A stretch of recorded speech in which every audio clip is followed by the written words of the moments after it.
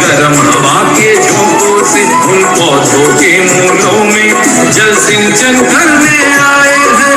पुण्य भूमि की माटी का हम तिलक लगाए माथे पर, एक रूप विश्व मंगल यज्ञ में आहुति देने आए हैं।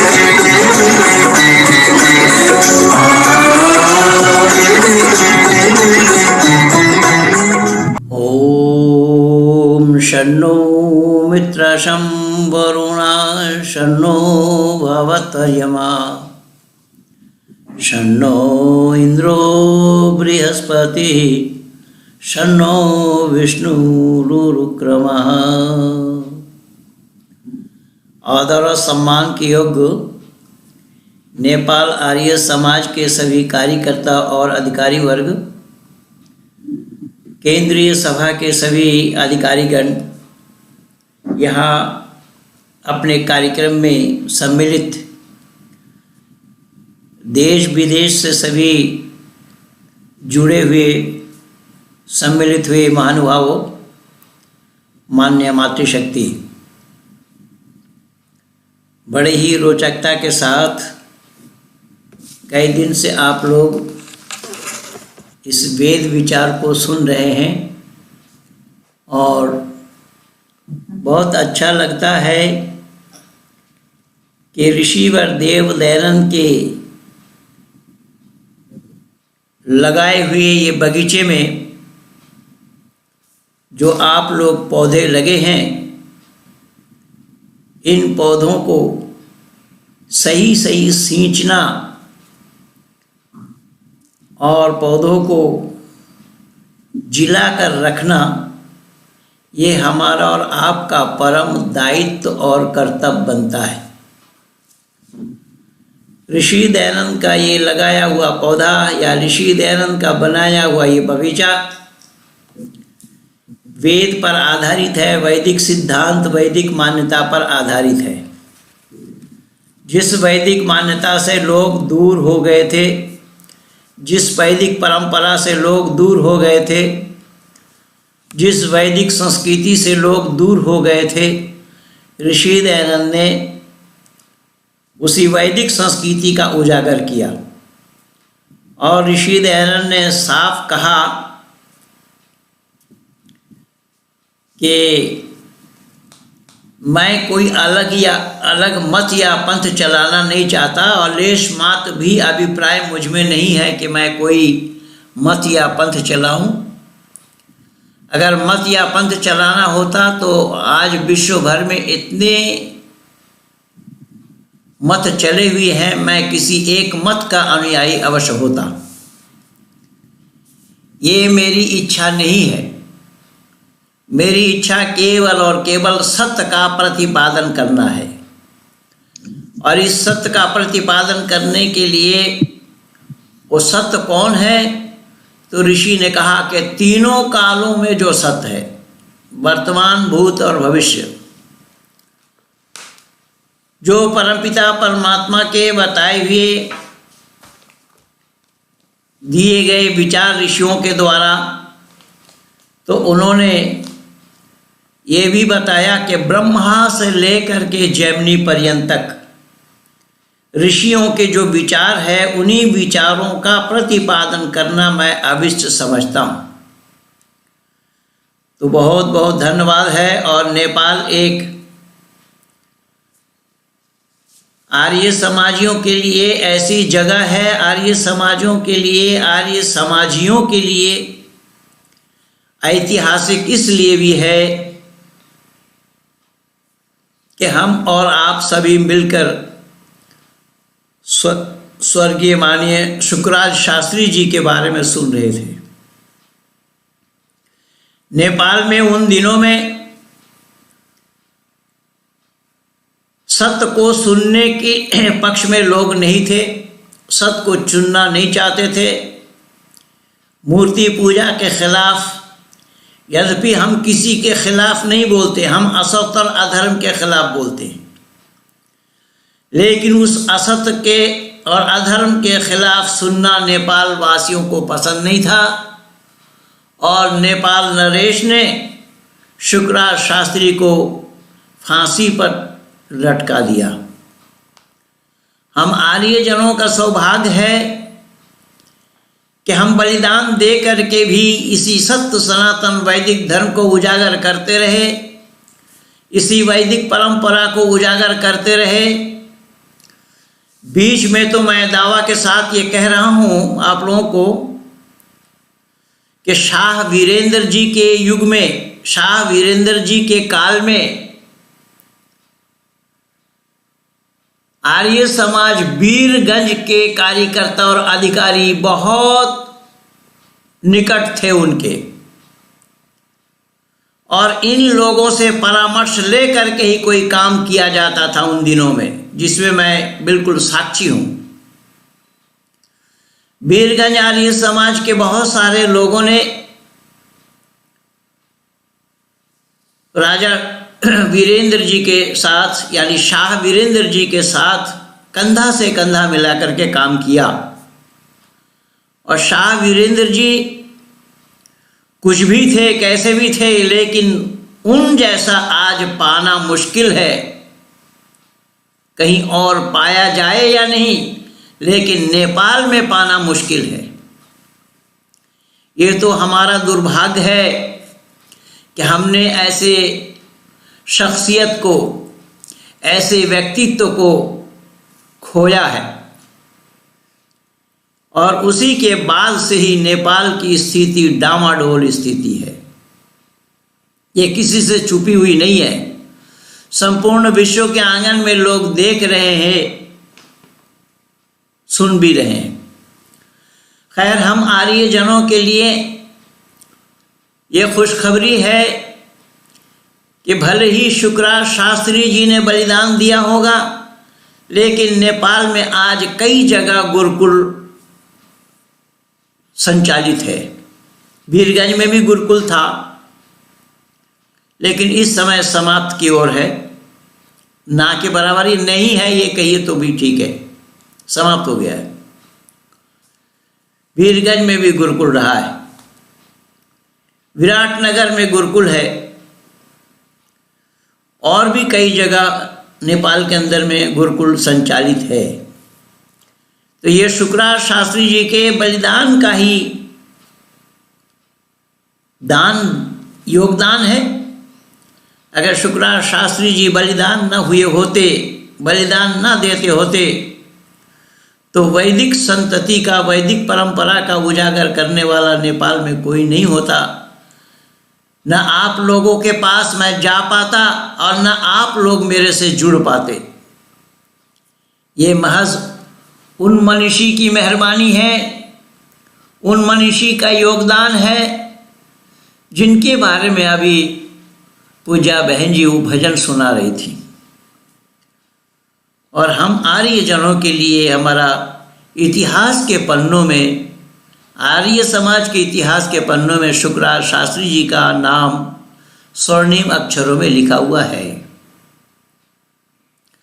इसलिए नेपाल में जहाँ तक आर्य समाज के प्रचार और प्रसार है या हो रहा है, कर रहे हैं आदि आदि, ये महज उन्हीं महापुरुष का ही योगदान है। वो महापुरुष अगर बलिदान न देते होते तो नेपाल में ये काम होना संभव नहीं था। आज कुछ स्कूल के विद्यार्थियों को भी मैं देख रहा हूँ कि आज छुट्टी का दिन होने के नाते छुट्टी के दिन में कुछ बच्चे यहाँ कार्यक्रम में सम्मिलित हुए हैं कि हमारे भाई साहब, जिनको आप लोग सब कोटा परिवार के नाम से जानते हैं, उनके विद्यालय से कुछ बच्चे आए हुए हैं। तो मैं अपने बच्चों को सबसे पहले ये उपदेश दूं, बच्चों को कुछ बात सुनाओ। यद्यपि कल तो मेरा छूटा हुआ है, कल जो ऋषि दयानंद ने गुरु दक्षिणा में 4 चीज़ दिया आए थे, मैं एक ही बोला था, 3 बचा है, देखूंगा कब पूरा होता है। खैर, मैं अपने बच्चों के लिए ये उपदेश देना चाहूँगा कि अपने विद्यार्थियों को ये पता होना चाहिए कि मानव जीवन में 4 चीज चाहिए होता है। हर मानव ये 4 चीज मांगते हैं। 4 चीज कौन कौन सा? आयु, विद्या, यश और बल। जल्दी मरना कोई नहीं चाहता, ज्यादा दिन तक जीना चाहते हैं हर कोई। तो जब ज्यादा दिन तक जीना चाहते हैं, ये प्रयास विद्यार्थी काल से ही करना चाहिए। विद्यार्थी काल से अगर ये प्रयास नहीं करेंगे तो आगे जाकर के बात बनेगी नहीं। आयु चाहिए। आयु माने ज्यादा दिन तक जीना, जल्दी मरना नहीं। ज्यादा दिन तक जीने के लिए केवल हम चाहेंगे तो बात बनेगी नहीं, तद अनुसार हमको चलना पड़ेगा, काम करना पड़ेगा। और ये विद्यार्थी जीवन ही है जो आगे तक चलने के लिए फील्ड तैयार हो। ये भीत है, फाउंडेशन है, बुनियाद है। अगर भीत हम अच्छी डालते हैं तभी बिल्डिंग ऊंचा करना, ऊपर उठाना संभव होगा। और भीत में कहीं खोखलापन हो जाए, भीत में कहीं कमी रह जाए तो बिल्डिंग का ऊंचा करना संभव नहीं होगा। तो विद्यार्थी काल भी ठीक उसी तरीके से ये भीत है, फाउंडेशन है। अगर विद्यार्थियों को हम सही सही गाइड नहीं करते हैं, सही सही रास्ता नहीं बतलाते हैं, सही सही उनको जीवन चलाने के लिए उन्हें तरीका नहीं देते हैं, तो विद्यार्थियों का जीवन बहुत जल्दी बिगड़ने की संभावना है। क्योंकि आज का परिवेश ऐसा है, और वो भी नेपाल जैसे देश में। क्योंकि नेपाल के लिए तो ये कहावत है, सुनने में भी आता है, देखने में भी आता है, सूर्य अस्त बोतल हस्त और नेपाल मस्त। ये नेपाल के लिए कहावत है। सूर्यास्त हो जाने के बाद बोतल हाथ में और मस्ती में ही, तो उससे बचाने के लिए, उससे बचने के लिए यही प्राथमिक, यही फाउंडेशन है, बच्चों के भीत तैयार करना, बच्चों को तैयार करना। इसलिए वहां पहला शब्द आया है आयु और विद्या। विद्या सीखे बिना जीवन को सफल बनाया जाना संभव नहीं होगा। केवल विद्या है और बुद्धि नहीं तो बात बनेगी नहीं। विद्या और बुद्धि दोनों चाहिए। तो यहां आयु और विद्या और यश, यश माने शोहरत, नाम, जिसको जश भी बोला जाता है, और बल, ताकत। तो वैदिक संस्कृति में हमारे ऋषि मुनियों ने ये बतलाया है, ये उपदेश दिया है इन विद्यार्थियों के लिए। विशेषकर विद्यार्थी जीवन में ये होना चाहिए कि अभिवादनशीलस्य नित्यं विद्योपसे विना चत्वरितस्य वर्धन्ते आयुर्विद्या यशो बलम। हमारे ऋषियों ने कहा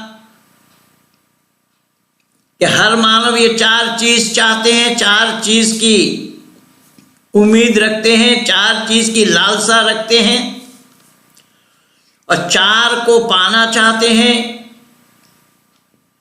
4 को प्राप्त करना चाहते हैं। और ये 4 मिलता कहां से है?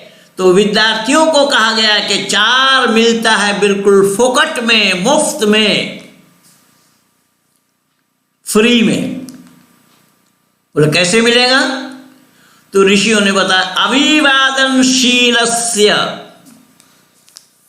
कि विद्यार्थियों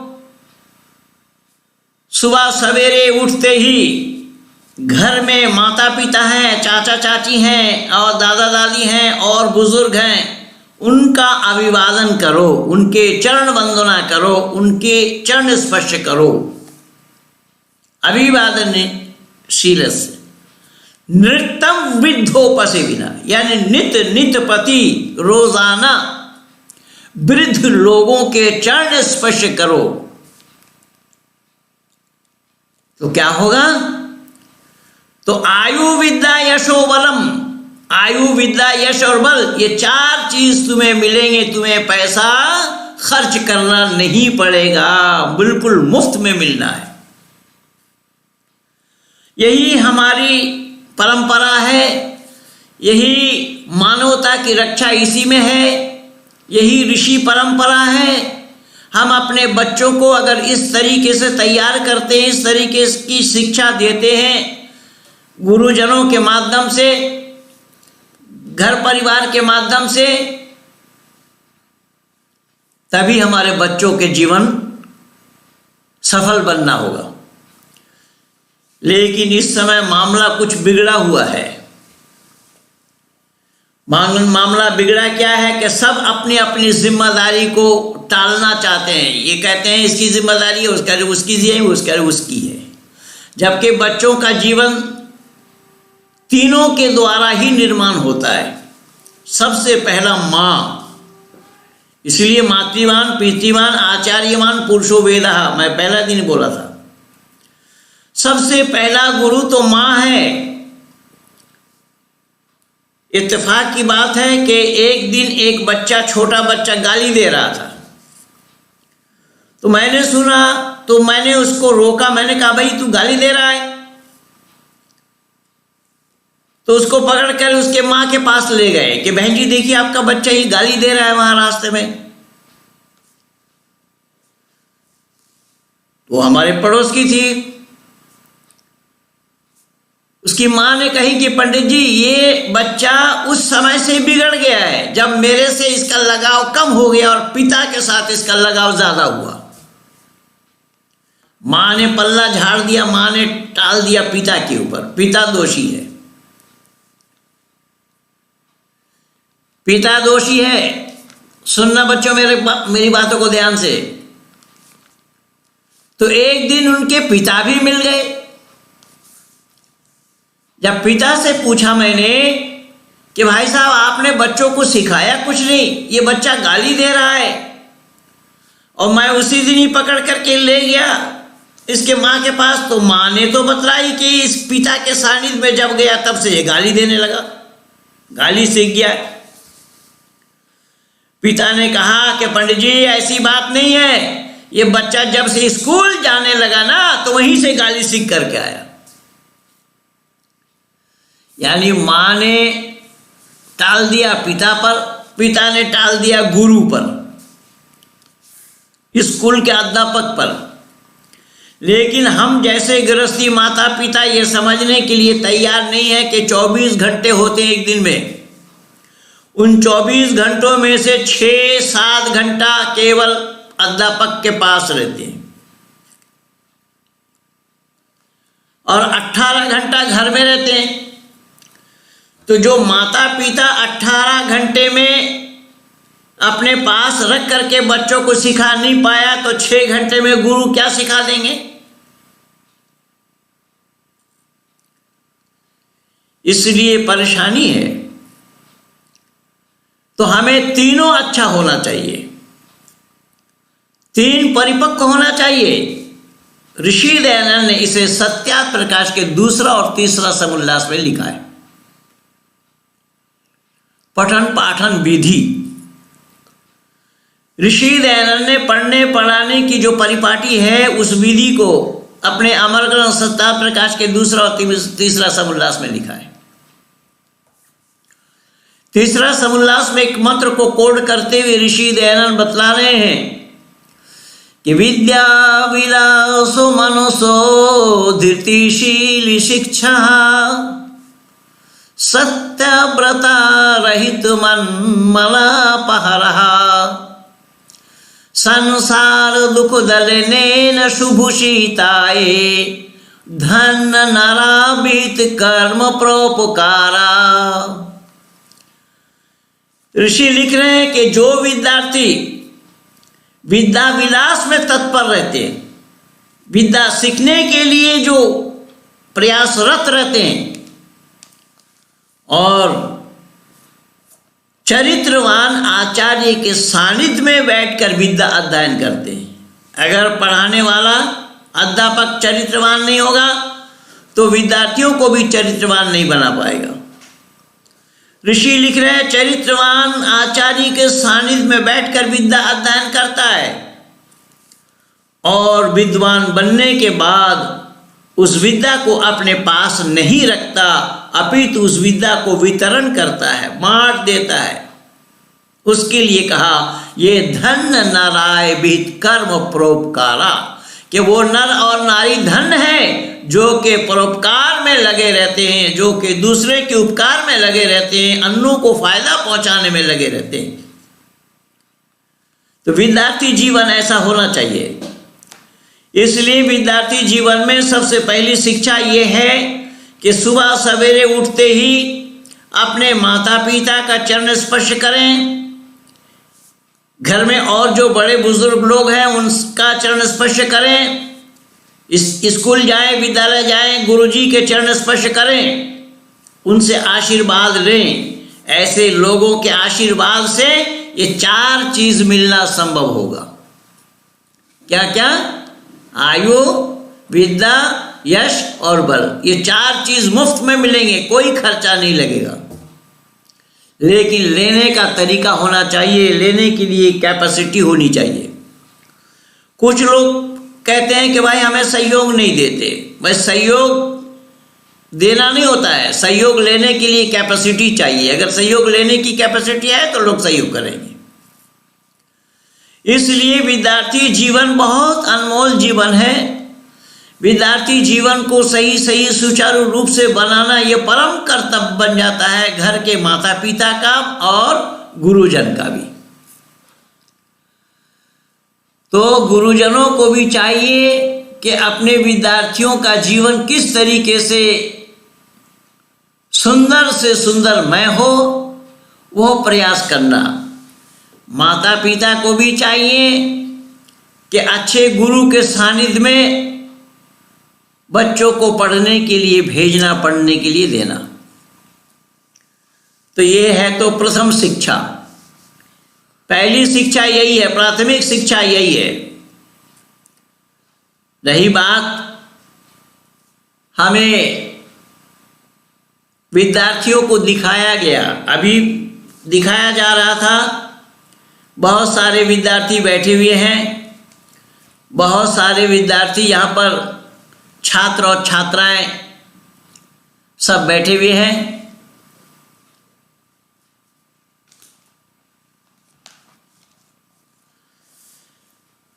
तो किसी भाई ने लिखा है, हम गुरुजी हम आपको गुरु मानते हैं। तो गुरु के माने वही होता है जो अंधकार से प्रकाश की ओर ले जाए, उनका नाम गुरु होता है। इसलिए अगर मेरी बात आप लोगों को अच्छी लग रही हो, जीवन में उतारिए इसको, इस पे अमल करिए, बात बन जाएगी। तो आज जिन विद्यार्थियों को मैंने देखा, उन विद्यार्थियों के लिए मैं चाहूँगा कि एक उपहार दूं आप लोगों को आज, कि इतने सारे मेरे बेटे और बेटी बैठे हुए हैं, स्कूल में पढ़ते हैं। हमारा, मेरे ख्याल से, मेरे विचार से हमारे भाई ये सब कोटा परिवार वाले इस विद्यालय को चलाते होंगे या अपने विद्यार्थियों को अपने पास बुलाए होंगे इस कार्यक्रम में। तो आज छुट्टी वाला दिन है, इसलिए आप लोग आए हैं। तो मैं चाहता हूं कि मैं आप लोगों को एक उपहार दूं। क्या मेरे दिए हुए उपहार को आप लोग स्वीकार करेंगे बच्चे? मैं बच्चों से पूछ रहा हूं, आप लोग मेरे दिए हुए उपकार भेंट को स्वीकार करेंगे? मैं आप लोगों को एक भेंट देना चाहता हूं, गिफ्ट देना चाहता हूं, आप लोग स्वीकार करेंगे? बहुत अच्छा, बहुत अच्छा। देखिए, यही पढ़े लिखे बच्चों से बात करने में यही मजा आता है, यही आनंद आता है। पढ़े लिखे लोगों से बात करने में और अपढ़ लोगों से बात करने में यही फर्क पड़ता है। मैंने पूछा आप लोगों को कि मैं एक उपहार देना चाहता हूं आप लोगों को, तो आप लोगों ने स्वीकार किया, जी हाँ। तो आइए मैं आज एक उपहार देता हूं। उपहार में मैं एक घड़ी देना चाहता हूं आप लोगों को। क्या देना चाहता? घड़ी देना चाहता हूं। तो जरूर जानते होंगे घड़ी क्या है। जो घड़ी समय दिखाती है, समय बताती है।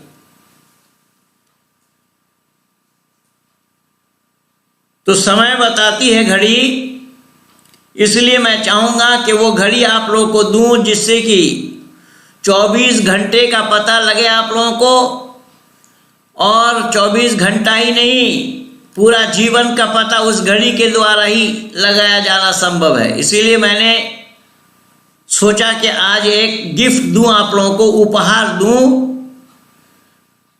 घड़ी के नाम से। घड़ी को आप लोग अंग्रेजी में क्या बोलते हैं? हाँ, आप मेरे साथ बात करिए। अब एक खुला रहे आप लोगों का, मेरे साथ बात करिए तो मेरा मेहनत करना सफल हो जाएगा। आप लोगों के लिए ही ये मैं बोल रहा हूं कि आप लोगों से मैंने पूछा कि घड़ी को अंग्रेजी में क्या बोलते हैं, तो आप सब ने मिलकर के बोला वॉच। तो घड़ी को हम वॉच बोलते हैं, तो वॉच का स्पेलिंग क्या होता है अंग्रेजी लेटर में?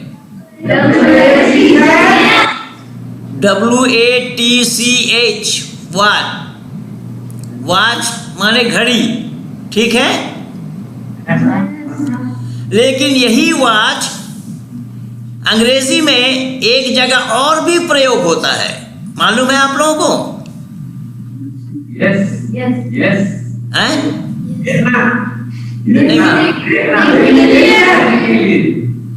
सब मिल करके बोलिएगा तो मैं सुन नहीं पाऊंगा। एक करके बोलिए। मालूम नहीं है?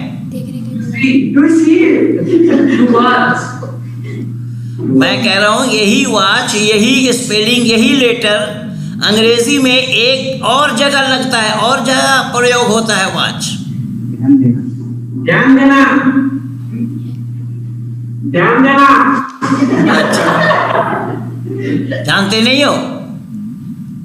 जानते नहीं, हो या नहीं? पंडित जी, स्टूडेंट लोग कह रहे हैं वॉच मीन्स देखने के लिए भी काम रहता है। वॉच मीन्स देखने का नहीं, ऐसे बता। वॉच माने देखने को। वॉच तो घड़ी में बोला, घड़ी को ही वॉच बोला गया, लेकिन मैं कह रहा हूं यही अंग्रेजी, यही लेटर एक और जगह प्रयोग होता है अंग्रेजी में। मालूम है आप लोगों को? मालूम नहीं है? नहीं मालूम नहीं है तो मैं तो बोलूंगा। मालूम नहीं है तभी तो मैं, आप लोगों को मालूम होता तो मैं पूछता क्यों? मैं तो जान रहा हूं आप लोगों को मालूम नहीं, आपके पिताजी को भी मालूम नहीं होगा, और ना आपके गुरुजी को पता है। सुनिए, मैं दे रहा हूं। वॉच एक और जगह इस्तेमाल होता है अंग्रेजी में ही। वॉच, वहां पर भी स्पेलिंग यही है, लेटर यही है, WATCH। वॉच माने होता है निरीक्षण, जांच, निरीक्षण करना, जांच करना। तो यहां लेटर कितना है? 5 है।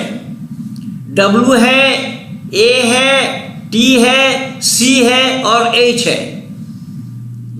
लेकिन मैं इसी के साथ एक चीज और बताना चाह रहा हूं। ये लेटर रूपी घड़ी मैं आप लोगों को दे रहा हूं। ये लेटर रूपी घड़ी है। मेरी दी हुई घड़ी बिगड़ने वाली नहीं है, इसमें चाबी भरने की आवश्यकता नहीं है, और ना इसमें सेल डालना पड़ेगा। ये बिगड़ने वाली घड़ी नहीं है, ये जिंदगी बनाने वाली घड़ी है। इसको कभी किसी मिस्त्री के पास ले जाना नहीं पड़ेगा।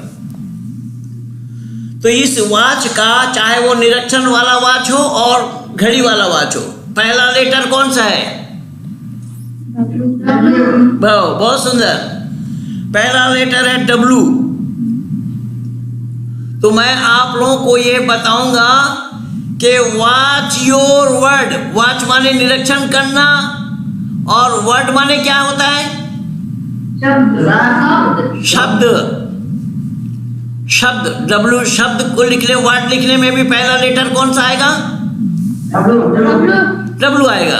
अब यहाँ घड़ी का पहला लेटर W, निरीक्षण का पहला लेटर W, और वर्ड का भी पहला लेटर W है। इसलिए मैं बोल रहा हूं कि वॉच योर वर्ड, अर्थात आप अपनी जुबान से कोई शब्द जब निकालें, कोई वाक्य निकालें, कोई वर्ड निकालें, तो उसका निरीक्षण कर लीजिए पहले कि जो मैं बोलूँगा, जो मैं शब्द निकालूँगा, ये कहीं कमी तो नहीं है इसमें, कहीं गुरुजी डांटेंगे तो नहीं, कहीं माता पिता या भाई बहन और बड़े हमें टोकेंगे तो नहीं। यानी अपने ज़िंदगी में अपने जुबान से कोई ऐसा शब्द बिना निरीक्षण किए नहीं निकालना चाहिए। समझे आप लोग? अगर नहीं समझे तो मैं और मेहनत करूंगा समझाने के लिए। समझे? फिर एक बार और सरल भाव से और बोल देता हूं कि आप लोगों को, विशेष करके विद्यार्थियों को, विद्यार्थी काल ही अपना जीवन को बनाने वाला काल है। अगर विद्यार्थी काल जीवन बिगड़ गया तो सर्वस्व बिगड़ गया। इसलिए आप लोगों को इसी विद्यार्थी काल से इसकी तैयारी करनी होगी कि जब भी अपने जुबान से कोई वर्ड निकालेंगे, कोई शब्द निकालेंगे, कोई बात उच्चारण करेंगे, बोलेंगे, तो पहले उसका निरीक्षण कर लीजिए, जांच कर लीजिए, उसकी परीक्षण कर लीजिए कि जो मैं बोलने जा रहा हूँ, जो शब्द मैं निकालने जा रहा हूँ, कहीं ये गलत तो नहीं है। अगर गलत होगा तो सब लोग टोकेंगे, आपको बुरा भला कहेंगे और बहुत कुछ हो सकता है। यानी इसी शब्द के माध्यम से ही महाभारत हुआ। यही तो बोला था ना, अंधा का बेटा अंधा होता है। बस इसी में महाभारत हो गया। इसीलिए मैंने आप लोगों को दिया, पहला लेटर दिया विद्यार्थी जीवन को संभलने के लिए। विद्यार्थी जीवन अगर आपका संभला हुआ जीवन होगा तो कोई आपको टोक नहीं सकेगा, कोई आपको रोक नहीं सकेगा, कोई आपको बुरा भला नहीं कह सकेगा। इसीलिए अपनी जिंदगी में जब भी जुबान से कोई शब्द निकालेंगे, कोई वर्ड निकालेंगे, तो उसको पहले निरीक्षण कर लीजिए। निरीक्षण करते हुए बोले आप। आई समझ में बात? हाँ बिल्कुल। दूसरा लेटर क्या है बेटा? दूसरा लेटर ए है। ए है, हाँ, दूसरा लेटर ए है। अब यहाँ घड़ी का भी दूसरा लेटर ए, निरीक्षण का भी दूसरा लेटर ए। तो मैं इसी दूसरा लेटर से आप लोगों को बोलूंगा कि वॉच योर एक्शन। एक्शन के माने क्या होता है? कार्य। एक्शन के माने काम, कार्य करना। अर्थात जब भी कोई कुछ काम करें आप, उसको वही निरीक्षण वाला यहाँ वॉच है, उसका निरीक्षण कर लीजिए कि जिस काम को मैं करने जा रहा हूं, ये काम कहीं गलत तो नहीं है, इस काम से कहीं धोखा खाना तो नहीं पड़ेगा, ये इस काम के करने से घर में माता पिता या बड़े गुरुजन हमें टोकेंगे तो नहीं, या स्कूल में करेंगे तो कोई हमारे पढ़ने वाले साथी का कोई नुकसान तो नहीं होगा। यानी जब भी कोई काम करे आप अपनी जिंदगी में, तो उस काम को करने से पहले उसका क्या करें? निरीक्षण करें, उसका निरीक्षण करें। निरीक्षण करने के बाद आपका काम हो। अगर निरीक्षण करने के बाद आपका काम होगा तो उसमें कोई टोकने वाला नहीं होगा। तीसरा लेटर क्या है? टी है। तीसरा लेटर है टी। यहाँ घड़ी वाला तीसरा लेटर टी है और निरीक्षण वाला तीसरा लेटर टी है। तो मैं टी से आप लोगों को ये बताना चाहूंगा या देना चाहूंगा कि वॉच योर थॉट। थॉट माने क्या होता है? विचार। हाँ, बहुत सुंदर। थॉट माने होता है विचार। यानी जब भी आप कोई काम करें तो निरीक्षण करें पहले। निरीक्षण को कहीं जाने मत देना। निरीक्षण हमेशा लगा रहेगा। निरीक्षण के माने जांच करना, परीक्षण करना, देखना, उसको एनालिसिस कर लेना आदि आदि। तो वॉच योर थॉट, आपके विचार कभी भी गलत नहीं होनी चाहिए। आपके विचार गलत होंगे तो सारा काम आपका गलत हो जाएगा। इसलिए आपका विचार सही होना चाहिए। विचार में कभी किसी प्रकार का कोई भी कलुषित भावना आने न देना। विचार का कभी भी कोई दुष्विचार आने मत देना। दुर्विचार अपने मन में आने न पाए, इसलिए आपको निरीक्षण करना होगा अपने विचारों को। अगर आपके विचार निरीक्षण किए हुए होंगे, जांच किए हुए होंगे, परखे हुए होंगे, तो आपका विचार सही होने के कारण आपका सारा काम भी सही होगा, गलत काम नहीं होगा। अगला लेटर क्या आना है? WATC। अगला लेटर C है ना? तो C से मैं लेना चाहूंगा कि वॉच योर कैरेक्टर। कैरेक्टर को लिखने के लिए पहला लेटर क्या है? C है। तो वॉच योर कैरेक्टर यानी आप अपना चरित्र को पहले निरीक्षण कर लीजिए। अगर चरित्र बिगड़ गया तो आपका सर्वस्व बिगड़ जाएगा। लोगों ने ऐसे ही कहा है कि health is lost, nothing lost. Money is lost, nothing lost.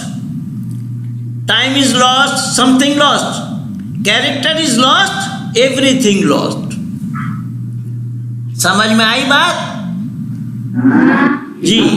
तो आप लोगों का चरित्र इतना उज्जवल होना चाहिए, चरित्र में किसी प्रकार का कोई दोष आने ना पाए। अगर चरित्र में दोष आ गया तो माता पिता के तरफ लोग उंगली उठाएंगे। और उंगली उठाएंगे किस लिए? आपके लूज कैरेक्टर के कारण, आपके दुष्चरित्र के कारण। इसलिए क्या बताया कि आपका चरित्र इतना उज्जवल होना चाहिए, इतना उज्जवल होना चाहिए कि माता पिता का भी नाम रोशन हो। माता पिता का नाम उज्जवल करने के लिए अपने ऊपर निर्भर कर रहा है। हम अगर काम सही करेंगे तो माता पिता का भी नाम रोशन होगा। फिर माता पिता का नहीं, गुरुजनों का, जिनके पास हम पढ़ते हैं, जिनके पास हम पढ़े हैं, जिन विद्यालय में हम पढ़े हैं, उस विद्यालय का भी नाम रोशन होगा और गुरुजनों का भी नाम रोशन होगा। इसलिए मैं करीबन, यद्यपि एक एक लेटर के ऊपर मैं बहुत घंटों घंटों बोलता हूँ, लेकिन यहाँ समय सीमित है, इसीलिए मैं चल रहा हूँ जल्दी जल्दी में। अब पांचवा लेटर कौन सा है?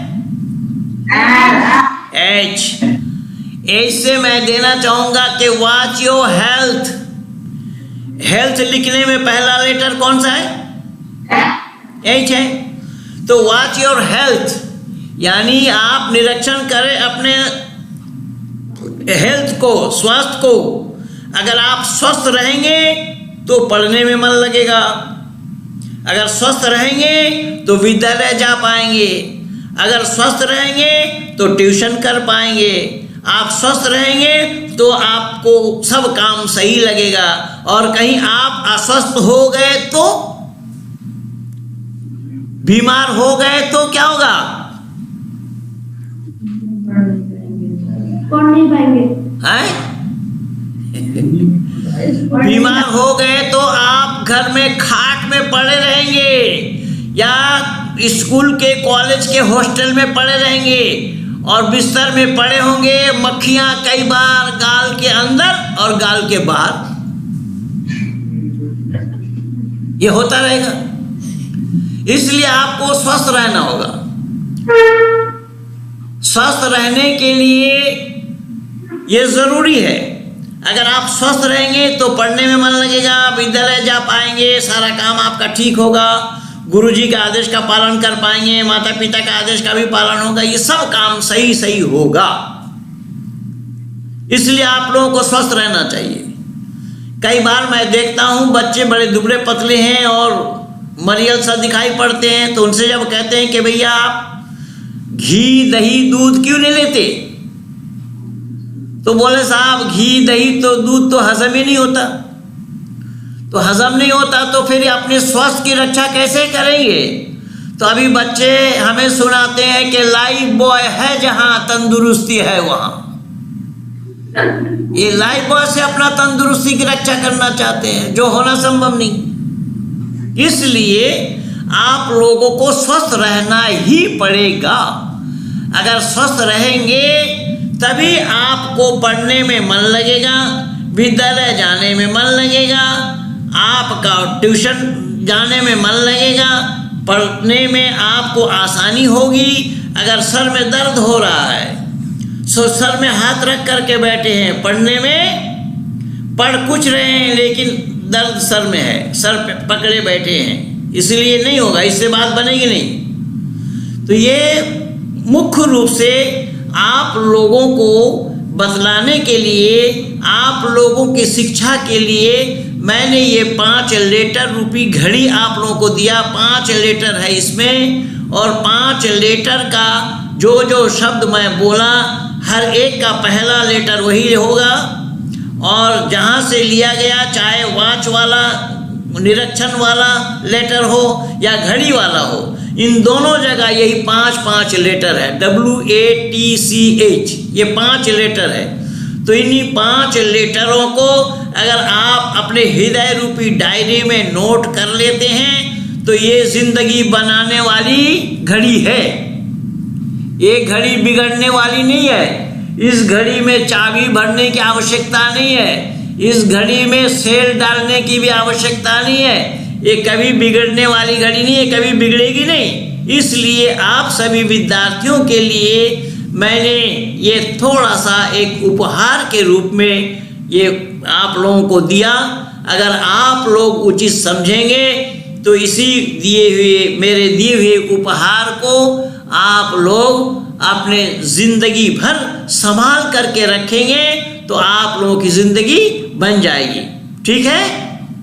ठीक है। तो आगे बढ़ता हूं मैं, समय बहुत कम है और बोलना बहुत कुछ है। हमारे भाई साहब अमेरिका वाले माधव जी बड़े सज्जन पुरुष हैं और परमात्मा की असीम अनुकंपा है कि हम लोगों से बहुत दूर रहते हैं, लेकिन दूर शरीर से रहते हैं, मन हम लोगों के पास रहता है इनका। अब देखिए, शरीर से ये दूर हैं लेकिन मन से हम लोगों के साथ जुड़े हुए हैं, और जुड़े भी ऐसे हैं, वैदिक संस्कृति के साथ जुड़े हुए हैं, शुक्राचार्य शास्त्री जी के परंपरा के साथ जुड़े हुए हैं। इतना दूर होने के बावजूद भी इन्होंने दूरी को दूरी नहीं समझा।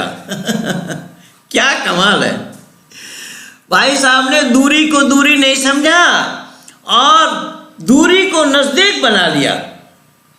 यद्यपि ये तो हमारे और आपके बड़ी वो काल है कि हमें ऐसा साधन मिल गए हैं कि हम बहुत दूरी को नज़दीक बना सकते हैं। अब देखिए, कहाँ आप लोग नेपाल में बैठे हैं, कहाँ मैं भारत में बैठा हूँ, और भाई साहब कहाँ अमेरिका में बैठे हैं, और हम सब नेपाल और भारत में बैठे हैं। लेकिन ये जो नज़दीकी हमारी बड़ी है, ये नज़दीकी आत्मीयता के साथ, भले ही ये तो न मालूम कंप्यूटर और सब जगह चल रहा है, सब लोग लगे हुए अपने अपने काम में, लेकिन ये जो काम हमारा हो रहा है, वैदिक संस्कृति का जो प्रचार हो रहा है, वैदिक संस्कृति के प्रचार में हर लोग लग नहीं पाए, हर लोग जुड़ नहीं पाए। ये जिनके मन में वो इच्छा होगी, और आज मैं देख रहा हूं कल से भी उपस्थिति हमारी कम है, आज 48 लोग जुड़े हैं केवल, कल तो 54-55 लोग थे। तो कहने का तात्पर्य ये है, मैं नहीं समझ पाया, हो सकता है कि मेरे विचार लोगों को पसंद नहीं आ रहे होंगे, तो मैं किसी को पसंद आवे ना आवे, मैं मुंह देखा देखी बात नहीं करता हूं, मैं यथार्थ चीजों को रखता हूं, सही और गलत क्या है उसको छानबीन करके रखता हूं। किसी को खुशामद करने के लिए मैं वक्तव्य नहीं देता, कोई मेरे से खुश हो संतुष्ट हो इसके लिए मैं वक्तव्य नहीं देता। किसी व्यक्ति को खुश करने के लिए मिथ्या भाषण करें तो परमात्मा को क्या मुंह दिखाएंगे? इसलिए मिथ्या भाषण नहीं होना चाहिए। भाषण बिल्कुल सत्य होना चाहिए, यथार्थ होना चाहिए। तो भाई साहब से कल चर्चा हो रही थी हमारी कि इनके पास वहाँ इनके नज़दीक में इनके मित्र मंडली में कई पादरी वादरी हैं, उन लोगों से चर्चा करते हैं और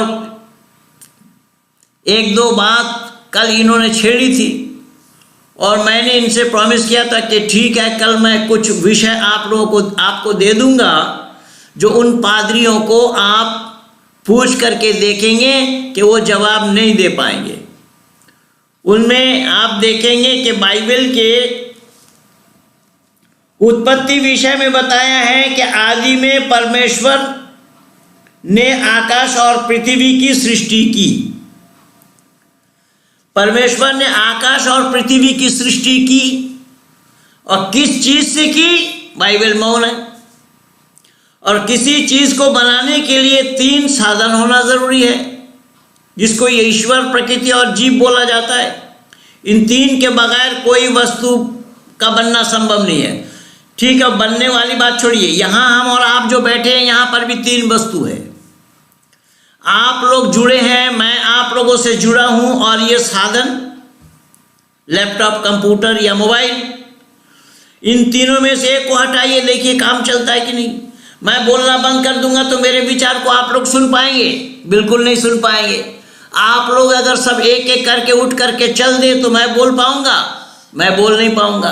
और ये जिस साधन के माध्यम से हम और आप जुड़े हैं, अगर ये साधन न हुआ होता तो हमारा और आपका जुड़ना संभव था? बिल्कुल नहीं। लेकिन ना तो इसको कुरान जानता है ना इसको बाइबल जानता है।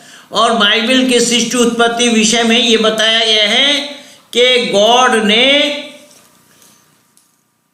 आकाश और पृथ्वी की सृष्टि की और पृथ्वी बेडौल और सुनसान पड़ी थी। पृथ्वी बेडौल और सुनसान पड़ी थी। अब जब सृष्टि की रचना की तो फिर पृथ्वी सुनसान और बेडौल कहां पड़ी थी? ये नहीं बता पाएंगे। जिन पादरियों के पास, बाइबल के मानने वालों के पास इसका कोई जवाब नहीं है, ये जवाब नहीं दे पाएंगे। आगे बताया है, और गहरे जल के ऊपर अंधियारा था। देखिए बाइबल की अकल देखिए, और गहरे जल के ऊपर अंधियारा था। अच्छा, आप सारे विद्यार्थी जो मेरे सामने बैठे हैं, मैं अगर आप लोगों से ये पूछूं कि जल के ऊपर अंधेरा होता है या जल के अंदर अंधेरा होता है,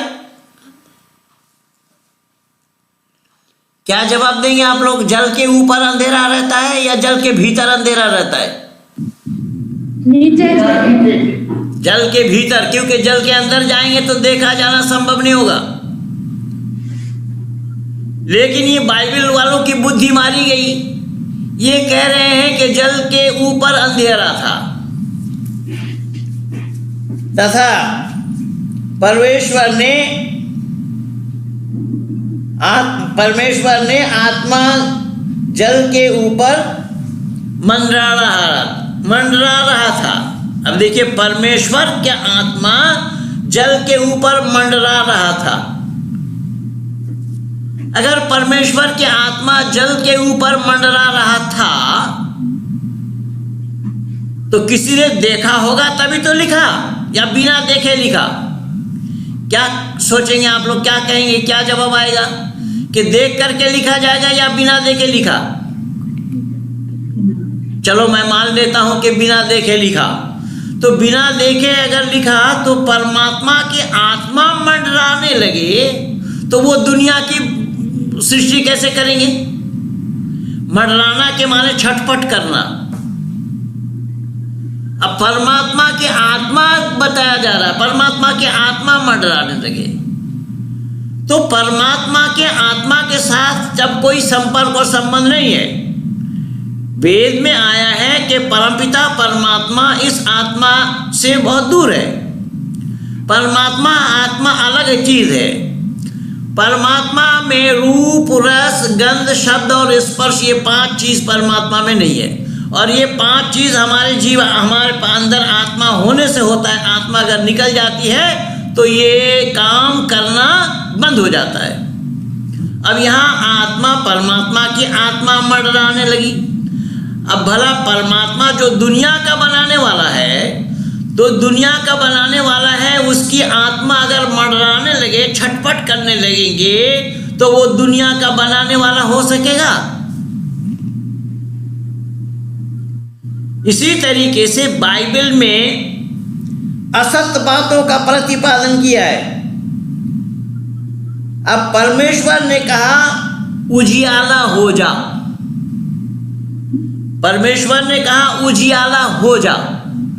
तो उजियाला हो जा किसको कहा? जैसा मैं आप लोगों से बात करने के लिए आप लोगों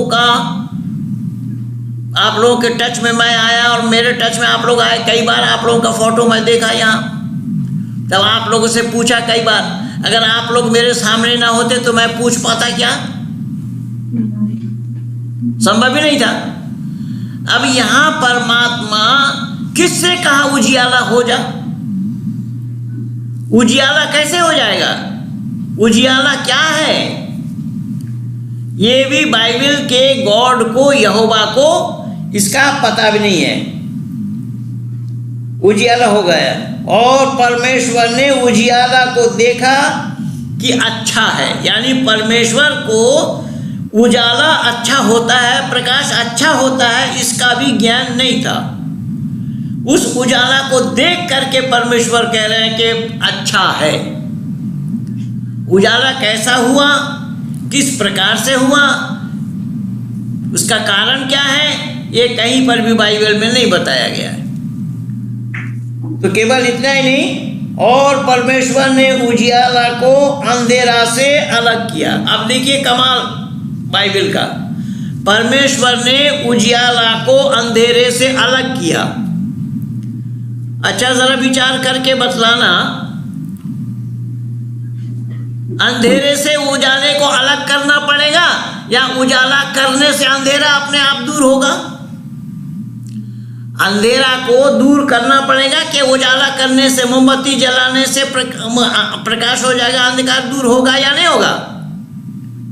अब इतनी सी बातों का पता ही बाइबल के गॉड को नहीं है। परमेश्वर ने अंधेरा को अलग किया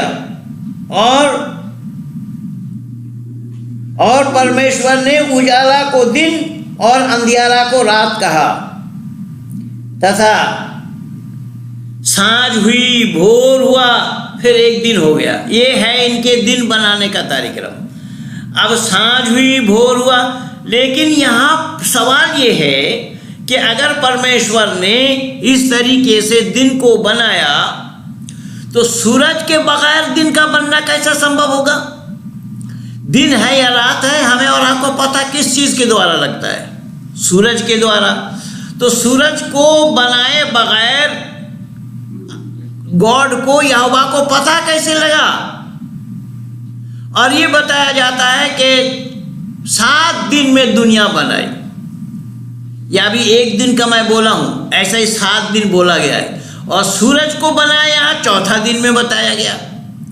तो जब 4था दिन में सूरज बनाया गया, तो सूरज बनाने से पहले उस यहोवा को, बाइबल को, गॉड को 3 दिन का पता कैसे लगा? 3 दिन कैसे हो गया? और कुरान वाले भी यही बात कह रहे हैं, कुरान वाले भी यही बोल रहे हैं, वलक़द ख़लक़नस समावाति वल अर्ज़ फ़ी सित्तति अय्यामिन सुम्मा इस्तवा अलल अर्शि युदब्बिरुल अम्र यफ़स्सिलुल आयात। क्या अल्लाह ताला ने 6 दिन में जमीन और आसमान को बनाया और 7वां दिन अर्श करार पकड़ा, अर्श पर जा बैठा। कुरान और बाइबल मिलता जुलता सौदा है। तो अल्लाह यहां पर बताए कि अल्लाह 6 दिन में जमीन और आसमान को बनाया। तो कोई चीज बनाने से पहले उसका रॉ मटेरियल होना चाहिए ना। अब कुरान कहता है, अल्लाह एक बार कह देते, केवल एक बार कहते, कोई चीज बनाना होता तो एक बार कहते कुन, हो जा, फयकुन, बस हो जाता है। ये कुरान कह रहा है। लेकिन यही कुरान से पता लगेगा कि अल्लाह ताला को किसी चीज बनाने के लिए एक बार कुन कहता हो जा तो हो जाता है, तो फिर 6 दिन लगने का क्या कारण? क्या वलक़द ख़लक़ना समावाति वल अर्ज़ फ़ी सित्तति अय्यामिन सुम्मा इस्तवा अलल अर्शि युदब्बिरुल अम्र युफ़स्सिरुल आयात। कुरान कह रहा है, एक जगह नहीं कई जगह बताया है। जब एक बार कुन कह देने से, हो जा कह देने से हो जाता है, तो 6 दिन लगने का क्या कारण है? इसलिए वेद कहता है ये अवैदिक है। वेद कहता है ये सृष्टि नियम के विरुद्ध है। वेद कहता है कि किसी चीज को बनाने के लिए 3 कारण होना अनिवार्य है, एक साधारण कारण, एक निमित्त कारण और एक उपादान कारण। 3 कारण के बगैर क्रिया समाप्त है। जैसा एक बनाने वाला एक के माध्यम से बनाया, एक चीज से बनाया, और सरलीकरण कर रहा हूं। जैसा ये दुकानदार, दुकान में माल और खरीदार, इन तीनों में से एक को हटाइए, देखिए काम चलेगा कि नहीं। दुकानदार बैठा है, दुकान में माल भरा पड़ा है, उसके दुकान में एक भी खरीदार नहीं चढ़ा हो तो उसकी दुकानदारी हो जाएगी? संभव ही नहीं है। अब दुकान में खरीदार चला गया, दुकान में माल भरा पड़ा है, बेचने वाला दुकानदार नहीं है, दुकानदारी हो जाएगी? नहीं होगी। अब दुकानदार बैठा है, खरीदार पहुंच गया, बेचने के लिए उसके पास सामान नहीं, तो क्या बेचेगा? क्या कैसी दुकानदारी होगी? इसी का ही नाम ईश्वर, प्रकृति और जीव बताया वेद में। वेद में यह बताया गया है कि यह तीनों के बगैर कोई काम होना संभव नहीं है। किसी भी काम को करने के लिए 3 चीज होना अनिवार्य है।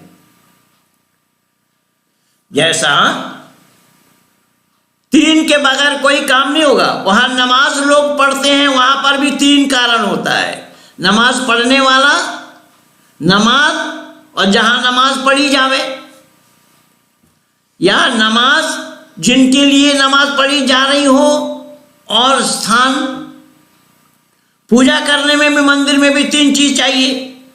पूजा करने वाला, पूजा की सामग्री, और जिसकी पूजा हो, ये 3 चाहिए। 3 के बगैर कोई काम होने वाला नहीं है। लेकिन दुनिया ने जानने का प्रयास नहीं किया। दुनिया सच्चाई को तिलांजलि दिया। तो हमारे आचार्य, हमारे पूर्वज शुक्राचार्य शास्त्री जी ने इन्हीं बातों को उजागर करने के लिए वो कदम नेपाल में रखे थे, लेकिन नेपाल नरेश ने इसे सहन नहीं किया। इस सच्चाई को उन्होंने जानने का प्रयास नहीं किया, शुक्राचार्य शास्त्री को फांसी पर लटका दिया। ये है सच्चाई। इसलिए मैं आप सभी लोगों को, आप सभी बंधुओं को ये निवेदन करूंगा कि वाकई में बहुत दुखद स्थिति है कि हम मानव कहलाने वालों के लिए कि सही क्या है और गलत क्या है, हम लोगों ने जानने का प्रयास नहीं किया। सही और गलत को अगर हम जानते होते तो शुक्राचार्य शास्त्री जी को फांसी पर लटकना नहीं पड़ता। तो जितना समय मेरे लिए था वो समय बिल्कुल पूरा हो रहा है। मैं अतिक्रमण न करता हुआ मैं चाहूँगा कि वाणी को विराम की ओर ले जाया जाए। और हमारे भाई साहब ने कहा कि आज हमारे कुछ विद्यार्थी आए हैं आपके प्रवचन को सुनने के लिए, तो मैंने सोचा कि अपने विद्यार्थियों को उनके मन मुआफिक कुछ सामान देना चाहिए, कुछ वक्तव्य देना चाहिए। इसीलिए मैं आप लोगों के जीवन सफल बनाने के लिए, सफल से सफलतम की ओर ले जाने के लिए एक छोटा सा उपहार के माध्यम से वक्तव्य को शुरू किया था। इन्हीं शब्दों के साथ मैं सभी कार्यकर्ता अधिकारियों को, नेपाल आर्य समाज, नेपाल केंद्रीय सभा, सभी कार्यकर्ता अधिकारी को और हमारे पैनल में जितने भी लोग जुड़े हुए हैं, जितने भी हमारे साथ जुटे हैं, सबको मैं साधुवाद देता हूँ, धन्यवाद देता हूँ और अपने वाणी को विराम की ओर ले जा रहा हूँ। कहिए सत्य सनातन वैदिक धर्म की जय। बहुत बहुत धन्यवाद आदरणीय